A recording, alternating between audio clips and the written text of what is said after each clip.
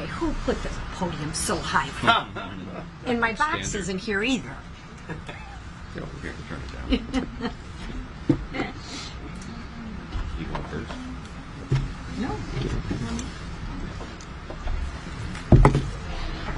All right. Well, good morning, everybody. I hope you all had a happy Thanksgiving and got to spend some time with friends and family. Before I begin, though, I need to acknowledge the tragedy that struck Washington just before Thanksgiving. Our National Guard was attacked on American streets, and so was our nation's generosity, compassion, and sense of security. It was wrong. It will always be wrong. So please join me in praying for the families, first responders, and every guardsman still in our capital today. Now, to the work before us in the House. Millions of Americans just returned from Thanksgiving on a holiday where they watched get more expensive every year under Joe Biden. His policies sent prices on gas, groceries, and everyday essentials through the roof. While things aren't fully back to normal, families are finally feeling relief this year because of the Republican affordability agenda. Thanksgiving costs were down 5% this year. Turkey dropped 16%, and gas prices hit a 4-year low, making it easier for families to gather. But we're not done. This week, House Republicans are taking direct aim at Washington's red tape that is crushing small businesses and draining household budgets. So think of this. Small businesses now pay nearly $14,700 per employee just to comply with federal rules. Meanwhile, families lose more than $16,000 a year to hidden regulatory taxes. And that's just unacceptable. So House Republicans are acting. Our affordability agenda will move forward with the Dump Red Tape Act and the Small Business Regulatory Reduction Act. These are real reforms to roll back Washington's overreach and put power back where it belongs. The power needs to be with the workers, with the families, and with the job creators, not with the government. Democrats created this affordability crisis. They buried families under regulations, spent trillions on pet projects, and siphoned off Americans' hard-earned money to appease their radical base. We're not letting that stand. House Republicans are actually cleaning up Bidenomics. We're ending Biden inflation and restoring an America that working families can afford to thrive again. Thank you. Zach? Yeah. Mr. Nunn. Hey, thank you very much, Chairwoman. This week we're going to be running some very important legislation, particularly dealing with the Communist Party of China. I'm so thankful for our leadership team standing up to this. And let me tell you a little bit about what's happening in the heart of the heartland, right here in Iowa. Look, I started off my career as a counterintelligence officer for 20 years. I worked directly inside China, and we saw what Communist China brought to the United States, not just in the buying of farmland, but literally sending agents to my district and pulling corn seed out of the ground so they could replicate it back home. But now they're not just growing or coming after what we grow in our fields, they're coming after what we grow in our classrooms. Most recently, a group from Des Moines Public Schools was taken on an all-expense-paid trip to be inside China. But the Chinese weren't there under the facade of friendship. They were there to collect information, to exploit, and to manipulate. They forced these kids to hand over their digital information, required them to use WeChat, an internal public server for China, started an early process of cultivation, and in the counterespionage world, we consider this source recruitment. Consistently, I've had parents across Iowa say, how is this allowed to happen? And the simple truth is, there's no law preventing it. The Chinese government is creating a series of shell organizations to recruit kids to come to China and then exploit them the moment they set down in soil inside Beijing. This has to stop. I'm so proud of this team for helping us stand up to what the Politburo in Beijing is trying to do to kids in Des Moines, Iowa, and across our country. We have the opportunity not only to push back, but to send a strong signal that we have a friendship opportunity with China that is real, but we will not stand by while Chinese communist agents attempt to recruit kids for future exploitation. Whether it's in ag or whether it's in the classroom, we have the opportunity to say no, and this team has stood up to do it. Thank you very much, Mr. Speaker, for your leadership. Thank you. $1 billion. That's how much money has been stolen from the hardworking taxpayers in my home state of Minnesota. And if that's not egregious enough, some of these taxpayer dollars have allegedly been diverted to al-Shabaab terrorists. Under the failed leadership of Tim Walz, Minnesota has become a hotbed for fraud. We knew it was bad, but now, thanks to the work of our new U.S. Attorney for Minnesota, the true size and scope of the crimes is being brought to light, finally. $250 million in the feeding our children scandal. The largest pandemic fraud case, by the way, in the country. 14 million robbed by a woman who fraudulently diagnosed Somali children with autism, then billed the taxpayer for the services that were never provided. Over 5 million stolen by individuals falsely claiming to provide housing assistance to those in need. These are just some of the fraud schemes that have been federally charged, and I want to emphasize that because our failed governor tried to claim that he's been prosecuting. He hasn't even investigated. There are even more, by the way, that are under investigation, including 80 autism clinics that are currently under investigation. Career fraud prosecutor and former acting U.S. Attorney for Minnesota, Joe Thompson, said the amount of fraud, quote, takes my breath away. Even the New York Times admitted that the fraud in Minnesota is, quote, staggering in its scale and its brazenness. Between the meals, housing, and autism therapy fraud cases, 86 people have been charged. Of those 86, 78 are of Somali descent. Let me be clear, it is not racist to call out criminal behavior. And we're going to not cower to baseless labels while Minnesotans, including law-abiding Somali Americans, get robbed blind. While Tim Walz refuses to take accountability for the fraud he created and enabled, President Trump is committed to justice for the crimes against the taxpayers of Minnesota, and I am too. I want to thank Treasury Secretary Scott Bessent for launching an investigation into this important issue. Minnesotans deserve answers and accountability, and we're not going to rest until they get both. And thank God for President Trump raising this because no one was covering it. We've been sounding the alarm on this fraud for over 3 years. No one in this room and no one back at home was reporting how bad this is. Finally, because of our president raising the issue, people are talking about it. And I'd be remiss if I didn't mention before I left what our conference chair talked about when we started. My wife Jackie and I are praying for the family of Sarah Bergstrom as they grieve this infuriating and unfathomable loss. We're also praying for Andrew Wolf as he continues to fight for his life. These two guardsmen are heroes who answered the call to keep this city safe. Justice must be executed swiftly for this heinous and targeted act. And with that, I yield to the leader. Thank you, Whip. Our country was shocked the day before Thanksgiving to see just a senseless, violent act of this tragedy attack on our National Guardsmen here in D.C., the West Virginia National Guardsmen that were both attacked for just doing their jobs and keeping D.C. safe. I, too, want to extend my prayers and sympathy to Sarah Beckstrom's family for the horrible loss of her life and just senseless loss of life for such a young girl with great promise.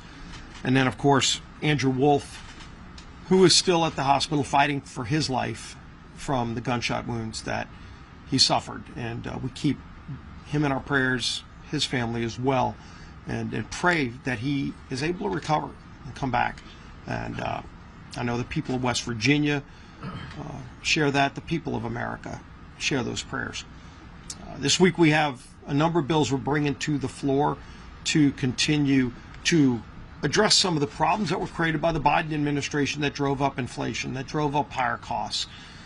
We saw so many ridiculous rules and regulations that added cost to the products we buy, our small businesses that were under attack. And so this week we're bringing a number of bills to reduce those regulatory attacks on small businesses. Giving small businesses relief also gives families relief in terms of lower costs. We're going to bring more bills that came out of the Education Committee to take on what is happening in our universities and our schools, where the Chinese Communist Party tries to move Confucius Institutes into our schools, teaching our children, trying to put communist ideas into our children in our schools. And so we're going to continue to have more transparency and prohibit that kind of money coming in from China to our schools. We're bringing the SCORE Act to give some structure. Over the years, you've seen lawsuits erode the ability for the NCAA to even police college athletics, to the point where now it's the wild, wild west. There are no rules in place, no structure. You have people that can play until they're 26 years old in college athletics. You don't have any protections for a lot of the student athletes. And so we first restore the ability for policing through the NCAA. Congress won't be doing the regulations. It will be the NCAA having the ability to police college athletics again. We also protect women's sports. We protect Olympic sports by ensuring that you have an equal number of women's sports to men's sports, that you have a minimum number of sports, so that a lot of the Olympic sports that are so important to our country, as we see the Olympics coming up here again. In many cases, our Olympians come from the college ranks, and so we protect that too.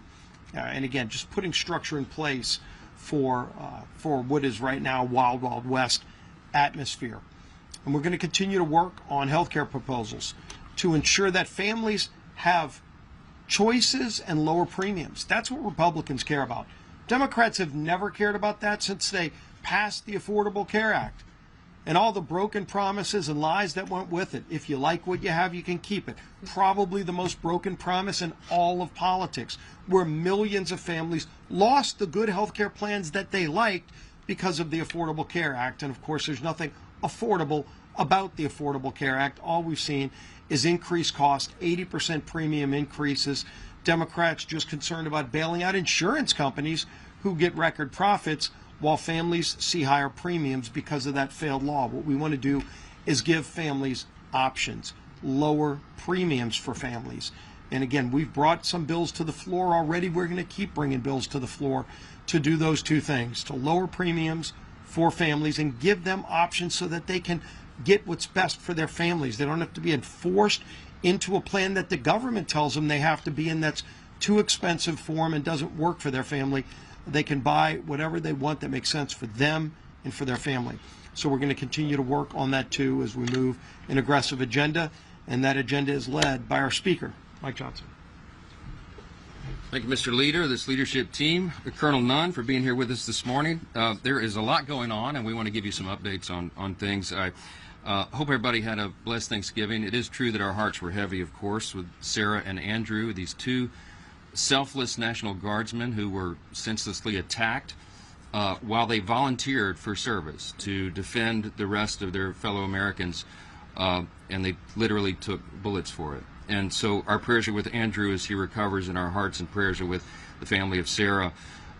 It reminds us that freedom isn't free, and some people make the ultimate sacrifice so the rest of us can have that. You know, I was reminding our conference this morning, 1789, our first president, George Washington, was the first to issue a national day of thanksgiving and prayer, a proclamation. And he declared that because the Congress requested it of him. And of course, Washington was the first and best person to do that, to start the tradition. And he wrote famously in his proclamation, he said, it is the duty of all of us, it is our duty to acknowledge the blessings of God, to be grateful for what he's done for our country and all of us individually, and to humbly implore His protection and favor. It's never been more important to do that, and it's a great reminder. Thanksgiving is a uniquely American holiday, as we know, and it's a great time to sit around the table and be reminded of those blessings, and chief among them is the freedom that we enjoy. And we do not take that for granted. So it's proper, appropriate for us to acknowledge those sacrifices. Now, there's a lot going on across the country. There's a special election in Tennessee today, you may have heard. Tennessee's 7th District.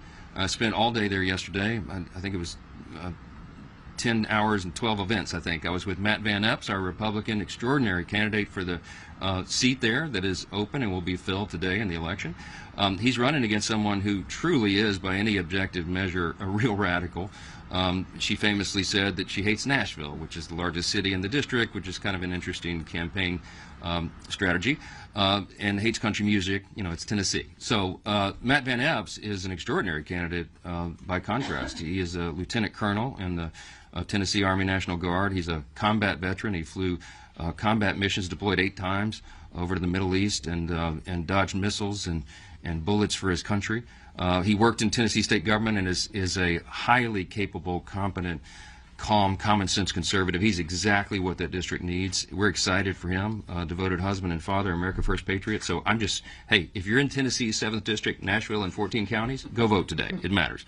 Special elections are strange animals, and anything can happen. And when you're in a deep red district, sometimes people assume that the Republican, the conservative, will win, and you cannot assume that because anything can happen. So we encourage everybody to go out there and make that happen. The people are fired up. I was there and really enjoyed the energy there. We're going to see that across the country next week as we go into this very important midterm election next year. I mean, in all the weeks ahead. And as we go into that election, remembering again how important all of this is. And as we put some posters up here to remind you and remind all of ourselves what an extraordinary run we've had in the 119th Congress. Now, in spite of the fact that we had razor-thin majority, I mean, it many times, as you know, 1 or 2 vote margin, we still have had one of the most consequential Congresses in the great history of this extraordinary nation. And you know, if you look at what has been accomplished for the first 10 months of this term, this year, the 119th Congress, this new administration, you could stack that up against any Congress in history. I think it's probably in the top 5 in terms of marquee landmark achievements. And, you know, part of our, both a blessing and a curse is we did so much of it in the One Big Beautiful Bill, the Working Families Tax Cut. There's so much to talk about. It's as if it just got brushed aside. But the component pieces of that is some of the most nation-shaping, productive, pro-growth policies that have ever occurred to help all Americans. And we look forward to all the provisions of that bill being implemented beginning really in earnest in the first part of the year. And so the first quarter, second quarter will be a very different scenario. But we're excited to go through that. We can't fix everything overnight. And the Biden-Harris administration, as we said so many times, in 4 years really destroyed almost every metric of public policy. Don't go flip a switch to do that. It takes some time. And we've been working earnestly and around the clock to do that, to work on solutions, to solve all those problems, and to make government more efficient and effective and responsive. Republicans have been delivering and working to bring down costs for American families, to fix the Democrats' broken health care system, and to rid our streets of violent criminals and dangerous illegal aliens. All this has been our goal since January, and we've been delivering. And as the year comes to an end, we started to reflect upon what we've done in that first 10 months and ultimately the first 12 months, and it's really something. The Working Families Tax Cut, let me just tell you some of the components of that, because people seem to have forgotten. It was a permanent extension of the 2017 tax cuts, which is collectively, it's the biggest tax cut in U.S. history. Had we not passed the big bill, we would have had a $5 trillion tax increase on all hardworking American families as that expired in December. It was a marquee achievement. We also, in that, included permanent estate tax relief extensions. We had landmark Medicaid program reforms, which the CBO has said is going to save $185 billion and reduce premiums on everybody for their health care. We expanded the SNAP work requirements to get ineligible recipients off, young able-bodied men with no dependents or health problems. They shouldn't be riding the wagon, and they won't anymore. In the bill, we increased border enforcement and funding, generational investment in those things, and it's worked because guess what? The border is sealed. We don't have all these illegals coming across the border anymore. We included no tax on tips, no tax on overtime, increased standard deduction for seniors, free tax savings accounts for every child born in America, which we'll be announcing at the White House in an event this afternoon. Business tax provisions to incentivize investments and innovation. That's all in the bill and much more. We codified 67 of President Trump's America First executive orders so far, and there are many more to come. We repealed Biden-era regulations with 23 Congressional Review Act resolutions. Now, this is important, too. We've been making history along the way over the last 10 months. In the entire time that CRA's, Congressional Review Acts, have been part of the law, only 20 had been signed into law since the inception of that instrument. This year alone, we have already passed 23 of those out of the House, and 16 of those have been signed into law. That's a big thing. We've restored regular order to the appropriations process, and y'all know how what a big thing that was. The goal of mine since I became Speaker a little over 2 years ago was to restore regular order, because instead of governing by an omnibus before Christmas, which is no way to do stewardship, we wanted to get back to 12 separate appropriations bills. And as you saw, when we reopened government, one of the things the President signed was 3 regular order appropriations bills signed into law. What a marquee achievement. We had agriculture, legislative branch, military construction, VA bill signed into law, and both chambers and the appropriators are working right now to put the next bills, get them prepared, and get them enacted and signed into law. We've also, in the last 10 months, defunded wasteful spending through rescissions, billions of dollars there. We passed and signed into law the Genius Act, the bipartisan landmark crypto legislation. We passed and signed into law the Laken Riley Act, the Halt Fentanyl Act, and the Take It Down Act. And the House has passed the SAVE Act, the Illegitimate Court Counter Action Act, Protecting American Energy Production Act, the Protection of Women and Girls in Sports Act, Fix Our Forest Act, the Ticket Act, Unlocking Our Domestic LNG Potential Act, American Entrepreneurs First Act, Stop Illegal Entry Act, Made in America Defense Act. I could go on and on and on. Remember, these are just the top lines. The House has passed 331 pieces of legislation this year that will directly improve the quality of life for millions of American families. And that's a lot to be thankful for. By the way, just this week, as was mentioned earlier, President Trump is signing into law the IRS Math and Taxpayer Help Act. It received little fanfare in the media, but it's a bill that will provide taxpayers fairer treatment when corresponding with the IRS regarding tax returns, and that's a big thing as we go into tax season in the first quarter. It's the type of work that House Republicans are doing here every day in these halls. We're working on real solutions to real problems for our constituents. As I mentioned, the Working Families Tax Code, if we were just to go through every provision of that bill that's going to make life easier and safer and more affordable for American families, we would be here until Christmas. So I'm not going to do that for you. But we're not going to rest on our laurels, okay? The American people delivered a clear mandate last fall for us to fix everything. And we're going to sprint through the finish line next November. We'll be adding a new member. I expect Matt Van Epps is going to win that election today. And we will bring our freshman class of Republicans up to the number of 36, adding another vote to that margin every single day, and we'll keep working. We're more confident than ever that the Working Families Tax Cut provisions are implemented. As that happens in the first quarter, second quarter, American families begin to receive financial relief. Republicans are not just going to hold on to the majority. We're going to grow it. And over the next weeks and months, House Republicans will advance legislation to continue to bring down the cost of health care for working families, to ensure our fighting force remains the most lethal and the best prepared in the world, and to fully fund the government for the upcoming fiscal year in a responsible way while maintaining good stewardship of taxpayer resources. This week, as the leader mentioned, we'll pass legislation to reduce the regulatory burden on small businesses further, to keep the Chinese Communist Party out of America's classrooms. That's a big and important endeavor. And to establish a landmark nationwide NIL framework for collegiate athletics and empower student athletes to maximize their college experience. Despite the unrelenting stream of palace intrigue stories that fill the pages of your publications, House Republicans remain united and focused on delivering results for our constituents. That's how we've gotten this done. That's how we'll continue to do it. And that will be happening in earnest in the weeks and months to come. So we'll take a few questions if you have. Okay, you're so eager. I got to get it.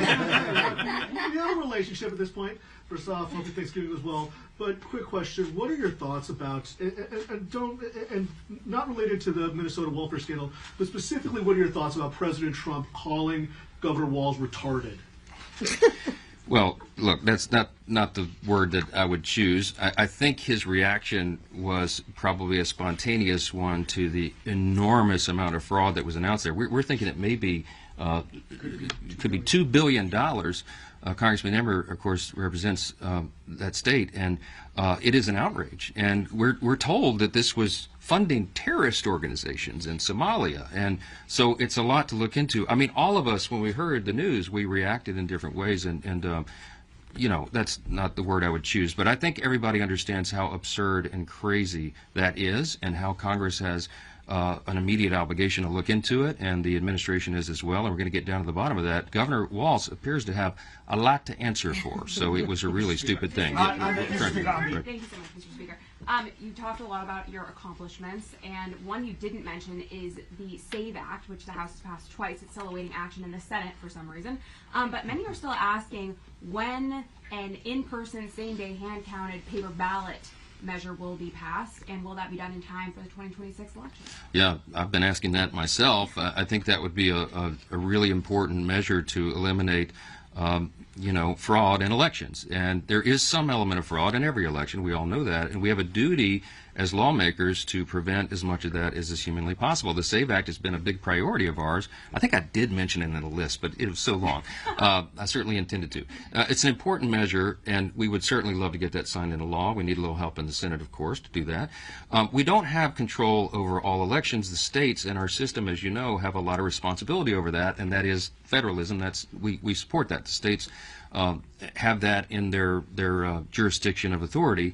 We don't want to federalize all elections because that could open up a whole other can of worms.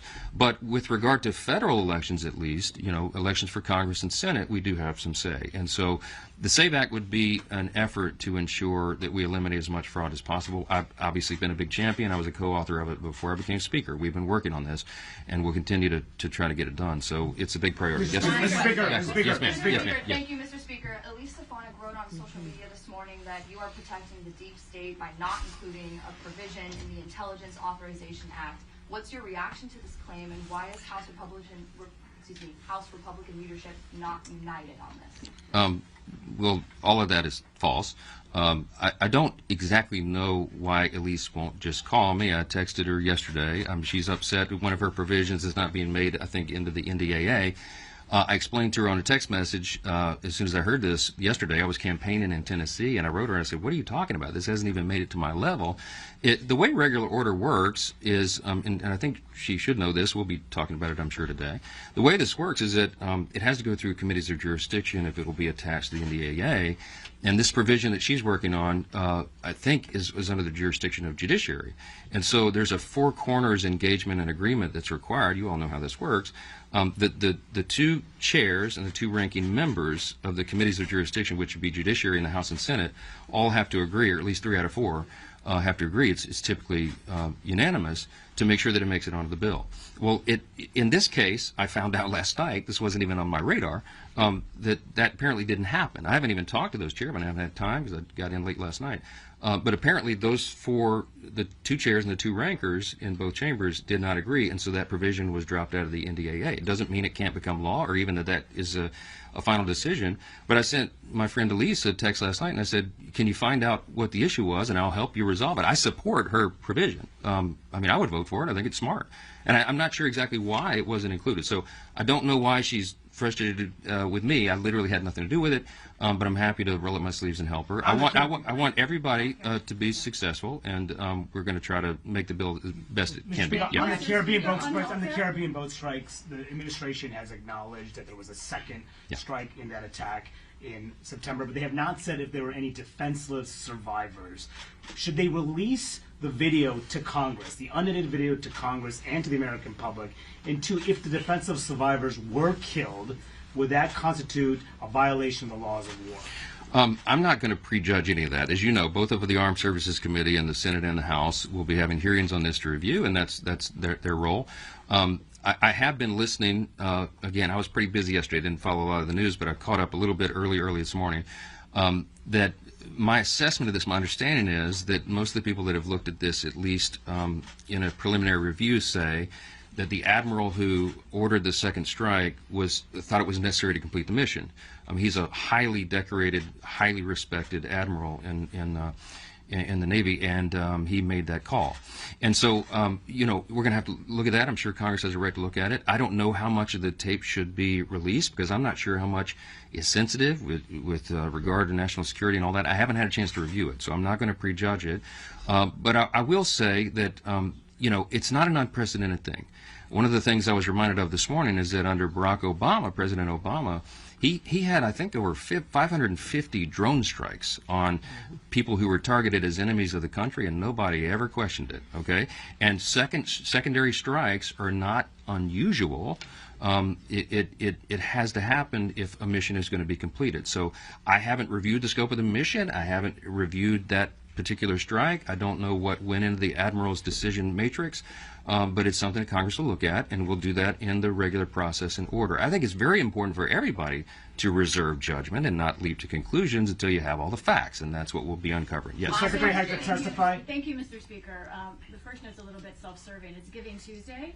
And so just asking everyone to consider perhaps public television among the many worthy charities. Louisiana Public Television, one of the best. Yes, there's a plea to give to public television for Giving Tuesday. Okay. And then on healthcare, two of your members came out of the meeting just now and told me that it was their impression that the House Republicans are likely to get on board some kind of short-term extension for the subsidies while you work out long-term reform. They weren't members who love that idea, but they said it looks like that might be necessary. Where do you think things stand, and could something come before the House by the end of the year? I don't know who you talked to, but they might have left early. I was up there for quite a bit today. We were talking about a lot of issues, and what I said, we didn't commit to that. What I said is, when you have, this is just practical, okay? When you have a razor-thin majority, which we have, this is not like the old days. In the old days, they had 30, 40-seat majorities, and so 4 leaders could go in a back room, create the agenda, and hoist it upon everybody and say, this is what you're doing. And if 20 or 25 people disagreed, they said, so what? Go jump in the Potomac. We're moving forward. Okay, it doesn't work that way, right? And when in an era of small margins, I literally have to get almost every person in the room on board. Now, healthcare is a very complex issue. And I want to point this out. Look, it is not the Republicans who broke American healthcare. Next week, we'll go into this in real detail, and I'll show you the whole timeline. The Democrats broke healthcare, okay? When they created the Unaffordable Care Act 15 years ago, they promised you that everybody could keep your plan, keep your doctor if you want it, and that your premiums would be reduced on average by $2,500.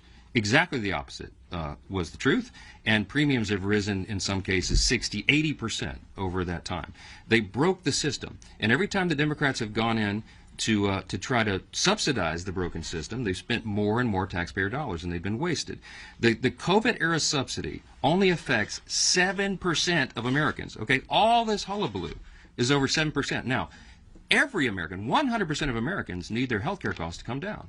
Republicans have ideas to do that. Now, what I've got to do is build consensus deliberately around the best ideas, and we've been working on that. The majority leader has been quarterbacking this effort with the chairman of the committees of jurisdiction, with the Docs Caucus, and with individual members who this is their passion, and they really spend a lot of time thinking and working on it. And we're pulling those ideas together, and there will be a Republican response to this, okay? So I can't project in advance what that will be, because I don't know what the consensus is in that room, but you will see our sleeves rolled up and that work being done in earnest this week as we bring all that together. I told everybody we are going to respond. We understand the need of bringing down healthcare costs and at the same time raising access to care and quality of care. The Republican Party is the party that can do that. The Democrats have demonstrated for 15 years they broke the system and they keep doubling down on the broken system, okay? Hey, and guess what? If you love your Obamacare, you'll get to keep it, okay? We're going to improve the system for Americans. We have good ideas to do it. We have a lot of thoughtful people working on this, and we'll be pulling it together. So no, the answer is no, I did not project any outcome of this morning. We were talking about the various ideas, and we're working right now. People are very passionate about this, and they should be, because their constituents understand the necessity of it. So we'll keep doing that. Thank you all so much, and be more later today. I wish. The Tigers. Do you know that the Somali Autism Society, they actually work on helping Somalis get properly diagnosed? They're with the Minnesota Autism Society. By the way, the fraudsters have put real autism claims at risk. No, I know, but there's a charity that actually focuses to counteract the misinformation. Do you know about them? The misinformation. No, the misdiagnosis I meant to say. Like, there's actually really good. You should check them out. We're working with actual Somalis that are impacted. Yeah, I know, yeah. I was trying to help them. Yeah, because I'm really good friends with the Somali Autism Society in Minnesota.